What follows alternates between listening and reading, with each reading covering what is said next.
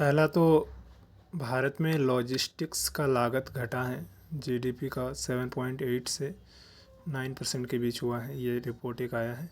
DPIIT और national council for applied economic research ने ये रिपोर्ट निकाला है। तो बाकी ये तो ठीक है, कम करने के लाभ क्या होंगे, प्रतिस्पर्धात्मकता में वृद्धि होगी, सप्लाई चेन ठीक होगा, एफडीआई बढ़ेगा। भारत पहल क्या क्या है, राष्ट्रीय लॉजिस्टिक्स नीति लाया है। उसके साथ साथ लॉजिस्टिक्स पोर्टल, फास्टैग, पीएम गति शक्ति, लीड्स, ये सारी चीज़ें पहले हैं। कई चुनौतियां भी हैं, अभी इसमें समान हिस्सेदारी नहीं है। सड़क परिवहन अभी भी 60% है, रेलवे का मात्र 30% योगदान है। क्या उपाय किया जा सकता है, कंजक्शन पॉइंट का समाधान किया जाना चाहिए, रेल और रेल मार्ग का उपयोग बढ़ावा जाना चाहिए, डिजिटाइजेशन किया जाए। अगला है अंतर्राष्ट्रीय ऊर्जा एजेंसी ने एक रिपोर्ट निकाला है, कोल 2023 एनालिसिस एंड फॉरकास्ट टू 2026। तो इन्होंने बोला कि देखिए, चीन और भारत में कोयले की मांग बढ़ेगी। 2023 में जितने भी विकसित देश हैं वहाँ कोयले की मांग में गिरावट आएगी, जैसे कि अमेरिका हो गया, यूरोपियन यूनियन, वहाँ पर 20% गिरावट आ सकती है। लेकिन 2026 तक भारत और साउथ ईस्ट एशिया ऐसे होंगे जहाँ पर इसका खपत बढ़ सकता है। भारत की बात करें तो लगभग 55% ऊर्जा की आवश्यकता कोयले से पूरी होती है। 5वां सबसे बड़ा कोयला भंडार भारत में है और यहाँ पर कोयले का विशाल भंडार तो है ही। और उसके साथ साथ मतलब वही चीज़ हो गया, कई चुनौतियाँ हैं, जैसे ऊर्जा सुरक्षा में खतरा होगा अगर ज़्यादा इसका उपयोग हो। उसके साथ साथ नौकरियां समाप्त हो जाएंगी, इसलिए क्योंकि कोयला को अगर हम लोग मतलब ट्रांजिशन करेंगे तत्काल, तो ऊर्जा सुरक्षा, चूँकि इंडिया इस पर डिपेंडेंट है, 7.25 लाख रोज़गार इस पर डिपेंडेंट है। इसीलिए इसमें देखिए, कोयले के उपयोग की दक्षता को बढ़ाने के लिए कई पहल किया गया। अल्ट्रा मेगा पावर प्रोजेक्ट्स हैं, ठीक है ना। कोल गैसीकरण आप देख रहे हैं। उसके बाद ताप विद्युत संयंत्र है, उसका आधुनिकीकरण किया जा रहा है। परफॉर्म एक्सचेंज एंड ट्रेड वाला मॉडल चलाया जा रहा है योजना। ई अपशिष्ट का प्रबंधन देखें तो इसमें अभी बताया गया है कि लगभग 5 लाख टन से ज़्यादा ई अपशिष्ट को प्रोसेस किया गया है। लेकिन अगर भारत की बात करें तो एक साल में लगभग 1.6 मिलियन मीट्रिक टन ई अपशिष्ट उत्पन्न होता है। और इसका एक रिपोर्ट जो है सीपी से भी निकाला है, जो कि एक वैधानिक संगठन है, 74 एक्ट के तहत बना था, वायु और जल प्रदूषण को नियंत्रित करता है। ये अपशिष्ट क्या है, इलेक्ट्रॉनिक उपकरण का वो पदार्थ जो अभी उपयोग नहीं हो रहा है, वही हो गया ये अपशिष्ट। तो ये सारा हो गया। भारत तीसरा सबसे बड़ा ये अपशिष्ट उत्पन्न करने वाला देश है और पहला और दूसरे स्थान पे चीन और अमेरिका है, ठीक है ना। ये अपशिष्ट का प्रभाव क्या होगा, स्वास्थ्य पे, पर्यावरण पे, ठीक है ना। उसका सामाजिक प्रभाव भी होगा, बाल श्रमिक इसमें लगे रहेंगे, बीमारी वगैरह। इसके लिए एक ये अपशिष्ट प्रबंधन नियम 2022 आया था और प्रत्येक निर्माता, उत्पादक, नवीनीकरणकर्ता जो भी सब पे ये लागू होता है, ईपीआर व्यवस्था इस पे लागू किया गया है, एक्सटेंडेड प्रोड्यूसर रिस्पॉन्सिबिलिटी, ठीक है ना। तो ये सारा चीज़ इसमें है। कई चुनौतियाँ भी हैं कि ये अपशिष्ट जितना उत्पन्न हो रहा है उसका रिसाइकलिंग नहीं हो पा रहा है। उद्योग द्वारा इसका मतलब प्रबंधन बहुत ही अनौपचारिक रूप से किया जा रहा है, औपचारिकता नहीं है, उपभोक्ता में जागरूकता नहीं है, रिसाइकलिंग में निजी क्षेत्र का कम भागीदारी, ये सारा हो गया। वित्त समावेशन में अगर हम लोग देखें तो उसको बढ़ावा देना और बीमा सुरक्षा में जो भी अंतराल हैं उसको समाप्त करने के लिए एक रिपोर्ट आया है, नेशनल इंश्योरेंस एकेडमी द्वारा इसको जारी किया गया है। और भारत में इसमें बात किया जाए तो स्वास्थ्य बीमा सुरक्षा कवरेज 73% का अंतराल इसमें है, बोला जा रहा है। स्वास्थ्य बीमा 40 करोड़ लोगों को स्वास्थ्य बीमा कवरेज नहीं प्राप्त है। तो पेंशन कवरेज भी कम है, आप देख सकते हैं 24% कर्मी ही सेवानिवृत्ति योजनाओं में पंजीकृत है। फसल बीमा के लिए भी वो कम, मतलब एक प्रकार से बीमा जो हुआ वो भी बीमा राशि कम है। चुनौतियाँ क्या हैं, भारत में इंश्योरेंस पेनिट्रेशन, इंश्योरेंस डेंसिटी सबसे ज़्यादा कम है, बहुत कम, मतलब सबसे ज़्यादा नहीं तो बहुत कम है, लगभग 4% के आसपास माना जाता है। जबकि अमेरिका में आप देख सकते हैं, ताइवान जैसे कंट्री में बहुत ज़्यादा है, ठीक है ना। तो वो सारा चीज़ हो गया। और इसमें ग्रामीण भागीदारी भी कम है। फसल बीमा से संबंधित चीज़ें हैं कि जो किसान कर्जदार हैं उसको फसल बीमा उसका एक विकल्प उनके लिए बन गया है, लेकिन बीमा का नवीनीकरण नहीं है। कुछ राज्य सरकारें तो फसल बीमा न से ही बाहर हो गई है। इसमें सिफारिश ये बताया गया कि जो भी सरकार हैं, गैर सरकारी संगठन हैं, उद्योग हैं, सबको सहयोग करना चाहिए, आपस में मिलना चाहिए। और उसके साथ साथ असंगठित क्षेत्र के श्रमिक को बीमा प्रीमियम पे जो जीएसटी जैसा टैक्स को माफ़ किए जाने का उपाय किया जा सकता है। प्राकृतिक आपदा जो है उसको भी आप एक मतलब सुरक्षा के रूप में उसमें शामिल कीजिए। ऋणी किसान के लिए फसल बीमा अनिवार्य कीजिए। तो ये सारा और कई पहल हुआ है, जैसे आयुष्मान भारत को आप देख सकते हैं, प्रधानमंत्री सुरक्षा बीमा योजना, ये सारी चीज़ पहल हुए हैं इस क्षेत्र में। प्रधानमंत्री फसल बीमा योजना, जो एफडीआई हैं वो बजट 21-22 ने क्या किया है, 49 से 74% बढ़ा दिया है बीमा क्षेत्र में इंश्योरेंस। आगे हम लोग देखें, महाराष्ट्र में लोकायुक्त विधेयक 2022 पारित किया गया और इसके तहत बोल रहे हैं कि हम लोग महाराष्ट्र में लोकायुक्त को निरस्त करेंगे। लोकायुक्त सबसे पहले महाराष्ट्र में ही बना था 71, उसके बाद उड़ीसा में। लोकायुक्त लोकपाल लोकायुक्त एक्ट 2013 का था, तो उन्होंने लोकपाल केंद्र स्तर पे और राज्य स्तर पे लोकायुक्त का बात करता है।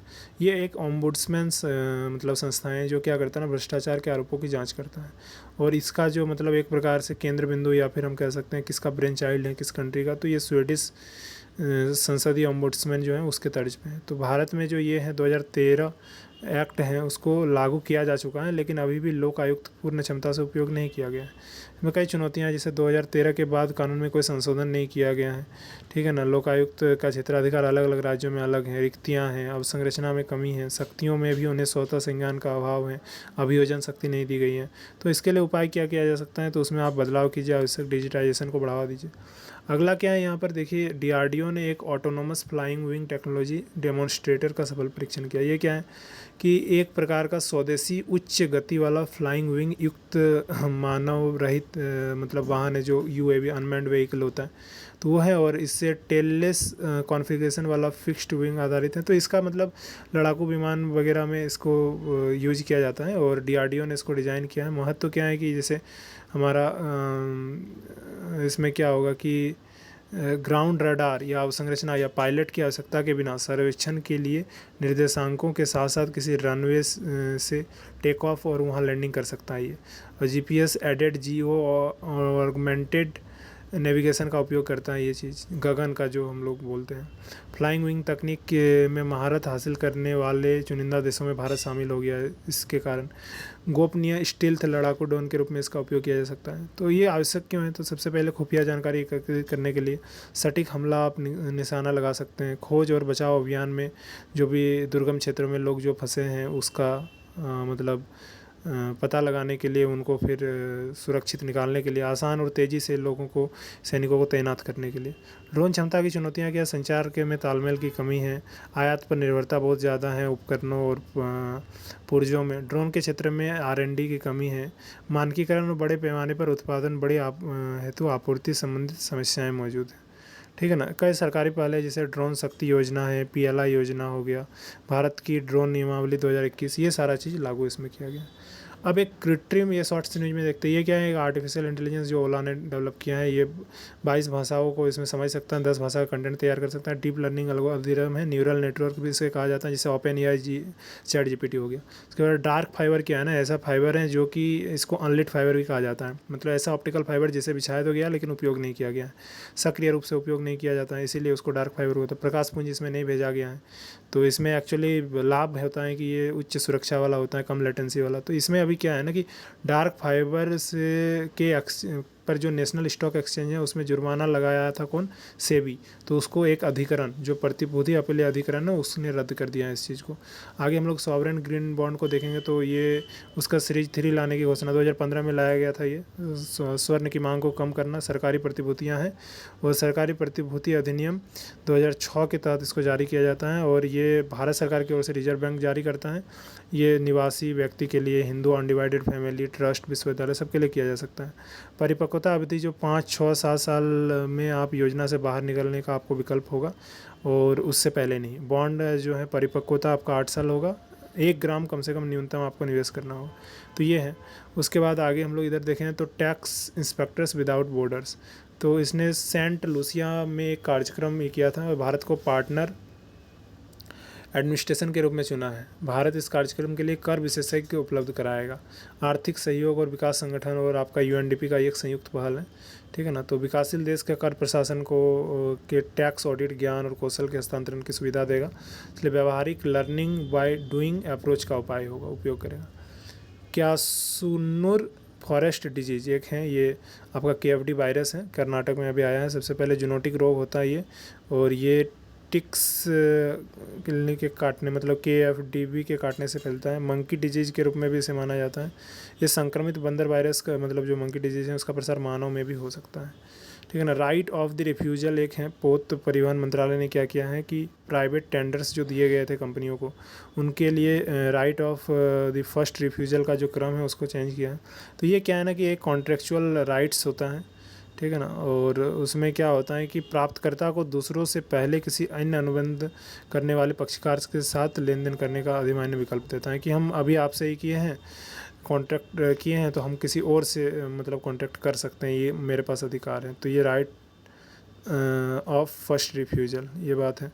तो ये यदि यह अधिकार प्राप्तकर्ता लेन देन में प्रवेश करने से यदि यह अधिकार जो है ना प्राप्तकर्ता लेन देन में प्रवेश करने से इनकार करता है तो बाध्यधारी यानी ऑब्लिगर जो है वो अन्य प्रस्तावों के विचार करने के लिए स्वतंत्र है। तो ये एक प्रकार से ये हो गया। ईरान यहाँ पर न्यूज़ में था, क्या था, वीज़ा की आवश्यकता को ख़त्म करने का निर्णय लिया है भारतीय पर्यटकों के लिए। और इसकी अगर स्थिति देखें तो सीमाएँ आर्मेनिया, अजरबैजान से लगती हैं, उसके बाद तुर्कमेनिस्तान से लगती हैं, अफ़गानिस्तान, पाकिस्तान से लगती हैं ईरान का। और उसके बाद अगर हम लोग इधर देखें तो ये इराक़ और तुर्की से भी इसकी सीमाएँ लगती हैं। तुर्कमेनिस्तान, आर्मेनिया, अजरबैजान, इराक़, तुर्की, ठीक है ना। उसके साथ साथ आपका इधर अफ़गानिस्तान और पाकिस्तान। यहाँ पर आपका एल्ब्रूज और जाग्रोस पर्वत हैं, करून, कारखे और दस्ते काबिर, दस्ते लूत मरुस्थल हैं, तो माउंट दमादन। तो ये सारा मुख्य पॉइंट था इसमें।